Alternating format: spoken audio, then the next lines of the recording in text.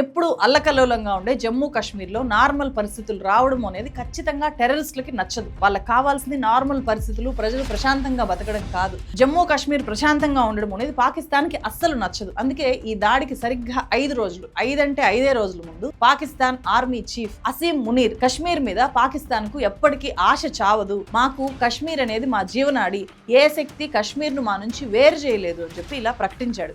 Our stance, government stance on Kashmir is absolutely clear. It was our jugular vein. It is our jugular vein. We will not forget it. And we will not leave our Kashmiri brethren in their heroic struggle, what they are waging against the Indian occupation. Army chief ప్రకటన తర్వాత April 18వ తేదీ ఇలాంటి ఇంతకంటే తీవ్రమైన ఇంకో ప్రకటన వచ్చింది. ఆ ప్రకటన చేసింది పాకిస్తాన్ ఆక్యుపైడ్ కాశ్మీర్ నుంచి ఒక ర్యాలీలో లష్కరే తోయిబా కమాండర్ అబూ ముసా చాలా తీవ్రమైన ప్రకటన చేశాడు.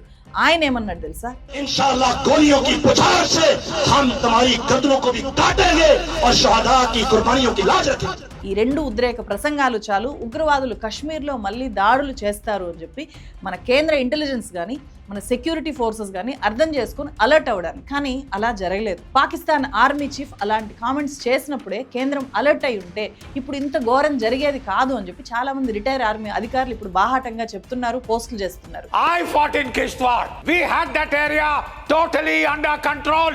For God's sake, smell the coffee. You've got wars coming. ఇంకోటి అక్కడ వరకు ఆ గన్స్ కూడా పట్టుకొని అంటే ఏమిటి పట్టుకొని ఎలా వచ్చారో అది కొద్దిగా అక్కడ ఎందుకు సెక్యూరిటీ ల్యాబ్స్ అయితే బాగా ఉన్నాయి.